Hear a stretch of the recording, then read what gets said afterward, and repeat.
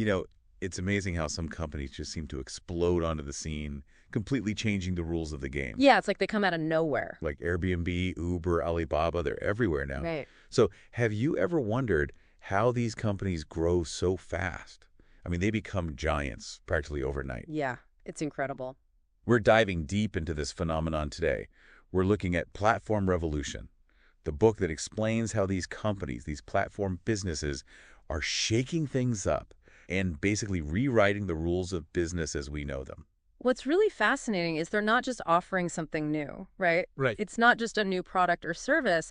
They're creating entirely new markets, and they're doing it by connecting producers and consumers directly. It's like cutting out the middleman. You don't need a hotel chain to find a place to stay. You've got Airbnb. Right. You don't need a taxi company to get around. There's Uber. Exactly. You don't even need a traditional retailer to buy goods anymore. You've got platforms like Alibaba. It's all about interactions that happen outside of that traditional company structure. And Platform Revolution uses these really clear examples. So you mentioned Airbnb, right? Travelers connecting with homeowners. Yeah. Uber riders and drivers, and of course, Alibaba linking up businesses globally with those manufacturers, primarily in China. And here's where things get really interesting for me. These platforms, they grow at an incredible rate. And it's because of what the book calls demand economies of scale. It's all about those network effects. Right. The more people use it, Yeah. the more valuable it becomes for everyone. And it creates this really interesting cycle, right? And one of the best illustrations of this is from an early Uber investor, David Sachs. He actually sketched this out on a napkin. Whoa. Yeah, you can find it in the book, Figure 2.1. Okay. But basically how it works is more drivers equals better coverage, right? Right. Faster pickups, potentially lower prices because there's more competition. Right. And all of this attracts more riders, but because there are more riders, you get more drivers. Like a snowball effect. Exactly. Exactly. And you know, it's interesting, this whole cycle, it doesn't just create these big companies, it can actually create these entirely new markets. And we've seen that happen. Exactly. I mean, Uber, think about what they've done to transportation. Oh, yeah. I mean, they've completely changed the game in a way that the traditional taxi companies, I don't think, could have ever imagined. And the impact it has for us as consumers is huge. Right. Because one of the great things about platforms is they give us this freedom and choice that we didn't have before. Right. We're not stuck with those big bundles anymore. You know, we can pick and choose exactly what we need. Right. You're not locked into anything. Exactly. Think about what Coursera is doing in education. Yeah, that's a good example. Right. They're challenging those traditional universities. They're offering these courses a la carte. People can learn what they want when they want. So it's fascinating, right? But I'm also curious about the practicalities. How did these platforms actually launch? It seems like you need both sides of the equation, the producers and the consumers, to be there from day one. Yeah, it's a classic chicken or the egg scenario. Right. And what's so interesting is Platform Revolution really lays out some clever solutions that come down to how do you design a platform to get around this? Yeah, how do you design a platform that actually works? And the book breaks it down into 3 really key functions. You've got to pull people in, you have to facilitate the interactions on the platform, and you have to have a good match. Okay, so break those down a little bit. What do you mean pull? So pull is all about attracting users, and then just as important, keeping them engaged. So think about things like viral growth, those referral programs, and then those personalized feedback loops you see everywhere now. Right, like Netflix recommending shows. Exactly. Okay, yeah. That definitely keeps me coming back for more. And then the next one, facilitate. It's about making those interactions easy and rewarding for everyone. So platforms will often provide tools, systems, right? Whether it's for communication, for payments, even for dispute resolution, if that comes up. Right, so you're removing the friction, creating a smooth experience. Precisely. And then finally, you've got match. And this is where platforms really get interesting because they're using algorithms, they're using data analysis to connect the right producers and consumers. It's like a matchmaking service, but for businesses and customers. It is. It is. And, you know, one of the great examples that the book highlights is this online system called Phasal. And it's fascinating because it connects farmers, primarily in rural India, with market agents. And they had to get really creative about how they did this, particularly with many of the farmers using very basic cell phones. But it's a great example of how a platform can really overcome these challenges and deliver something valuable. Wow, that's amazing. Using a platform to connect farmers with market agents. I mean, talk about using technology for good. Yeah. But I imagine launching a platform, it doesn't always go so smoothly, right? There must be some bumps along the way. Platform Revolution, it talks about a bunch of different launch strategies, right? It does, yeah. They've got follow the rabbit, piggyback, seeding, there's the marquee strategy, and then single side. And these are all sort of different ways to get around that chicken and egg problem that we were talking about. So some platforms, they actually use existing platforms to kind of kickstart their growth. Yeah. The book actually uses the example of PayPal. Oh, interesting. Yeah, and their, early struggles and then their eventual success. And so, thinking about PayPal, can you guess which platform they initially piggybacked on? Was it eBay? It was eBay. Ah. They went after those power sellers, Oh, smart. offering them a more convenient way to handle payments. I mean, that's brilliant. Yeah. Because they had that ready-made network. Exactly. And they were able to solve that whole problem of like, well, who do we market to first? Which side of the equation? Yeah. It's really fascinating. Mm-hmm. And it makes me think about, we were just talking about how platforms need to be open. And there's a whole section in Platform Revolution called the openness dilemma. Yeah, it's a tough one. That sounds ominous, like the title of a thriller novel or something. What makes this idea of openness such a dilemma for platforms? It really is this balancing act. Okay. Because on the one hand, being open, it attracts more participants, which is what you want. Right. It fuels innovation, right? That's how you get all those cool new features. Right. But if you're too open, then it can be really hard to control the quality. Right. You don't want it to become a free-for-all. Exactly. You got to find that sweet spot. Like, how much openness is too much? And the book uses this really interesting example, MySpace. Remember MySpace? I do. I think I spent like hours customizing my MySpace page back in the day. Me too. But they made some really critical errors, I think, with openness. Okay. Because initially, they were too closed. Right. They were really holding on tightly to that control, and as a result, they missed out on a lot of opportunities for innovation. But then they went to the other extreme. They swung the doors wide open. Oh, interesting. And it led to, I don't know if you remember this, but a real drop in quality. Yeah. And ultimately, that's what led to their downfall. And that's where Facebook came in. Did Facebook learn from MySpace's mistakes? Absolutely. They started out cautiously, similar to MySpace, but then they took this leap of faith. They opened up to developers. And you can see, if you look at figures 7.1 and 7.2 in the book, they actually illustrate this so clearly. The growth just explodes once they embrace that openness. So that's when things really took off for Facebook. Exactly. Just that one decision to open up. But the key is they managed it strategically, right? Yeah. And that's what Platform Revolution talks about. There are all these different dimensions of openness, from who controls the platform, who gets billed on it, Yeah. who can actually use it. So there's all these different levels. Like different levels of access, right? Exactly. And then there's this idea of curation, Yeah. Have you ever thought about how platforms, how they ensure the quality? That's a good question. I feel like I'd take it for granted, Right. Like, how do you separate the good from the bad? How do you filter out the noise? Because there's so much content out there. There really is. And platforms are using a combination of things.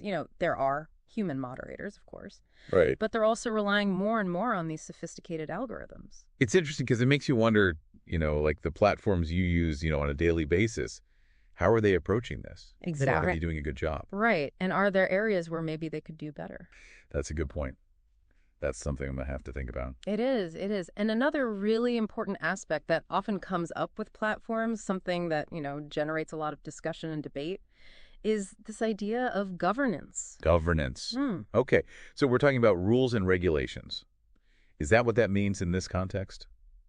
It's more than just the rules. It's how platforms are managed, who gets to participate. Right. And I think almost most importantly, how is that value distributed? Okay, that makes sense. Because the book really emphasizes the importance of fairness in platform governance. Fairness, yeah, that's important. Yeah, it almost compares these platforms to like mini societies. That's a good way to think about it. Yeah, they're like their own little worlds. Yeah, with their own kind of unique dynamics and power structures. Right.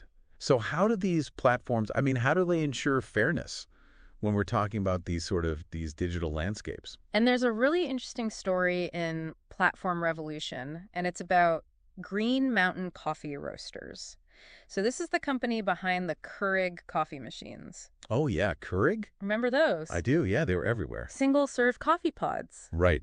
What happened to them? Well, they made a strategic error. All right. They tried to grab too much value for themselves From the platform? from the platform, from those Keurig machines, and it backfired. Oh, interesting. How so? They basically alienated a lot of their users. People felt like they were being exploited a little bit, Right. and they ended up hurting themselves in the process. So the lesson there is don't be too greedy, Exactly. especially when you're managing a platform. Exactly. It's about finding that balance, right? right. Where everyone feels like they're getting a fair shake. Yeah. Because you need the platform owner to benefit, Right. but you also need those producers, those consumers, to feel like it's worthwhile for them to participate. So it's a delicate balance to strike. How do platforms even begin to approach that? What are the tools that they use? Well, Platform Revolution outlines 4 key levers, they call them, of platform governance. Okay. So you've got laws, you've got norms, you've got architecture, and then you've got markets. Okay, break those down for me a little bit. Laws, I mean, that seems fairly straightforward. Right, those are the explicit rules. Yeah. The regulations. Just kind of set the boundaries, right? Yeah. What's acceptable, what's not. Exactly.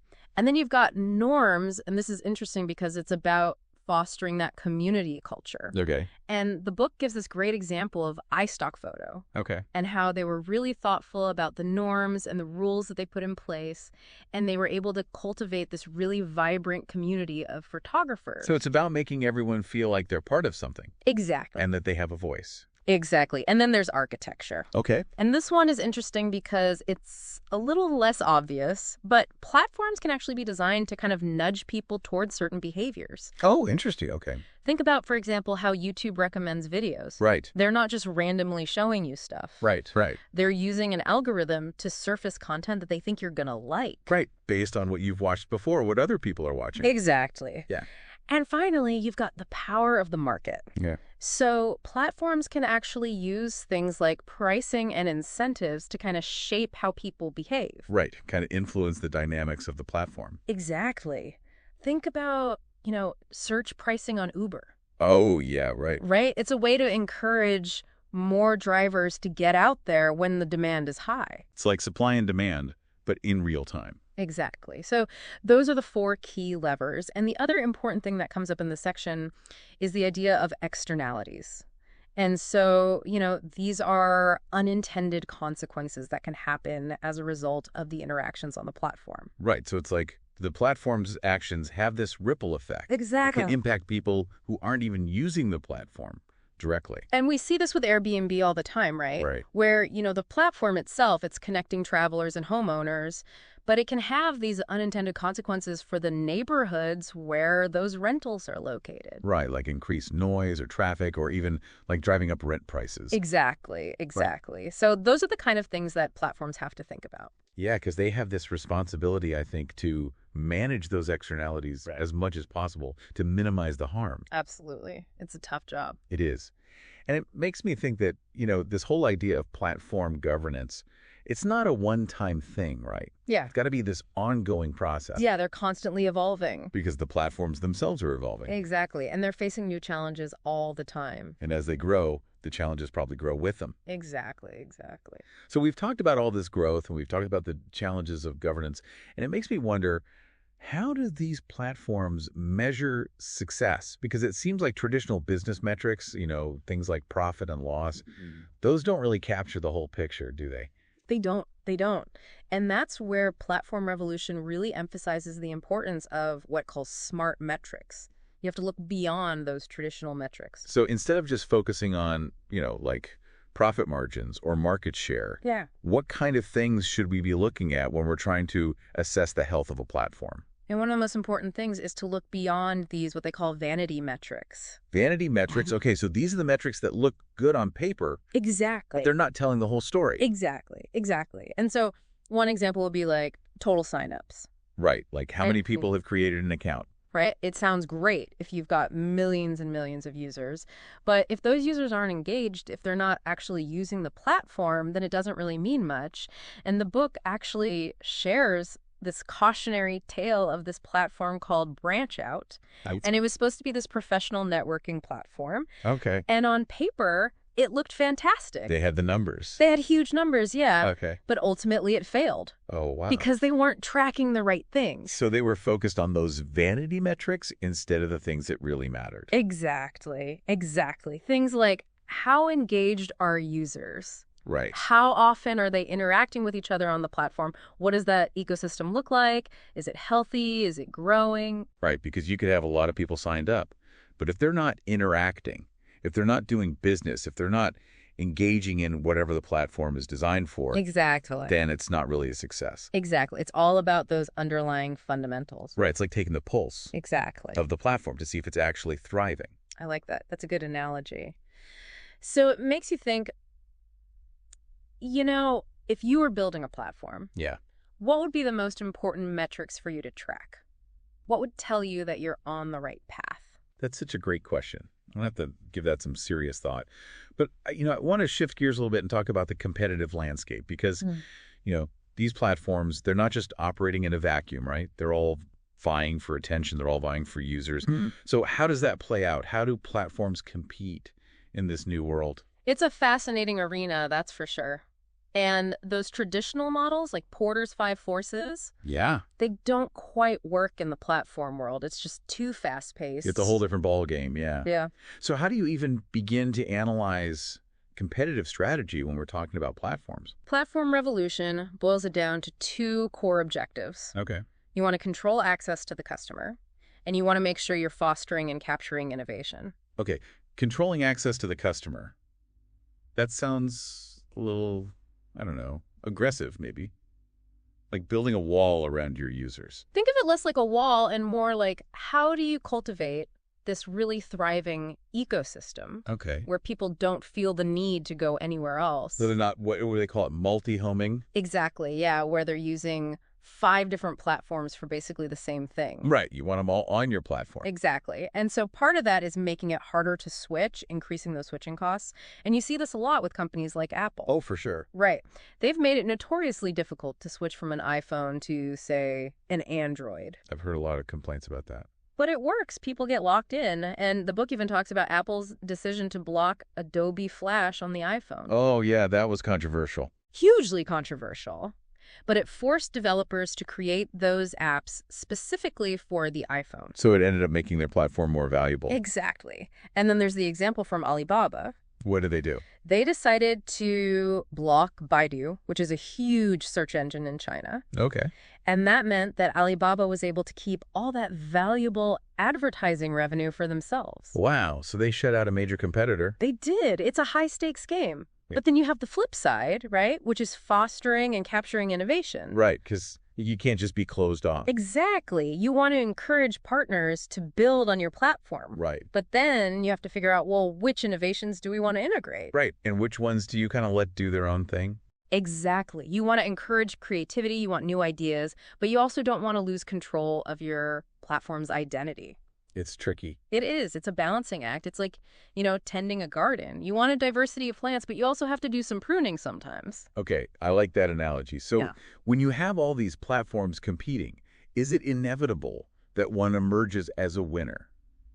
Or can multiple platforms kind of coexist peacefully? It's a great question, and I think the answer is it depends. But Platform Revolution talks about this idea of winner-take-all markets. All right, take all. Okay. Where you end up with these dominant players and they become almost synonymous with the service that they provide. Like Facebook for social media. Exactly. Or Amazon for e-commerce or Google for search. Right. It's hard to even imagine a world without those platforms now. Exactly. They're so ingrained in our lives. So what is it about those platforms that creates that winner-take-all dynamic? It's usually a combination of things. Strong network effects, high switching costs, and a lack of any real niche specialization. So once a platform reaches a certain size, it's almost like a black hole, right? That's a great way to put it, yeah. It's really hard to escape that gravitational pull. It's hard to compete. Yeah. Well, we've covered a lot of ground, but I want to shift gears just a little bit and talk about the future. I mean, it feels like we're still in the early stages of this platform revolution. What kind of impact are these platforms going to have on our lives moving forward? Well, platform revolution suggests that we're going to see disruption across a wide range of industries. Okay. Obviously, the information-intensive ones, things like media and telecom, they're already feeling the heat. Right. But the impact is going to go way beyond that. We're talking education, healthcare, energy, finance, really. No industry is going to be left untouched. It does feel like we're on the cusp of something really big.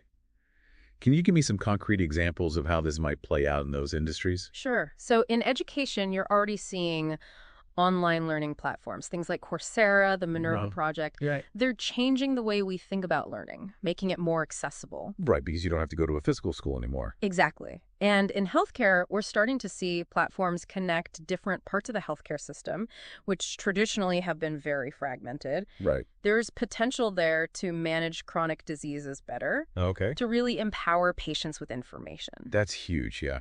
Giving people more control over their own health. What about energy? Energy is fascinating because platforms have this potential to completely upend how we think about energy.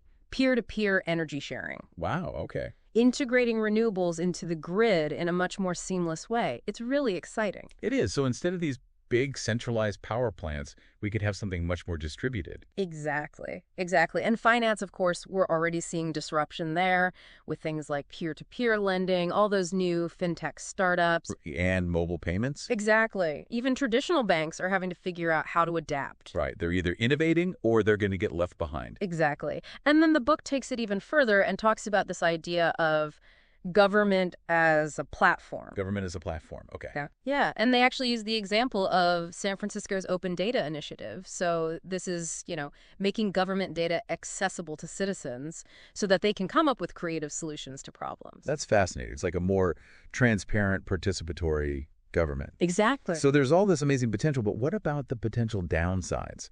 We've got to talk about those. I mean, what happens to jobs as these platforms automate more and more tasks? It's one of the biggest questions, right? And it's not just about job displacement. It's about, are we creating the right kind of jobs? Are we preparing people for the jobs of the future? And are we providing a safety net for those who are left behind? Right. It's a complex issue with no easy answers. It really is. But it's a conversation we need to be having. Absolutely. Well, this deep dive into platform revolution has eye-opening, to say the least. It's amazing to think about how these platforms are going to continue to shape our world. It's been a pleasure exploring these ideas with you. The pleasure was all mine. Yeah. And to our listeners, thank you so much for joining us on this deep dive into the world of platform businesses. We hope you found it as fascinating as we did. Be sure to check out Platform Revolution if you want to go even deeper. It's a great read. Until next time, keep asking those big questions, and we'll see you on the next deep dive.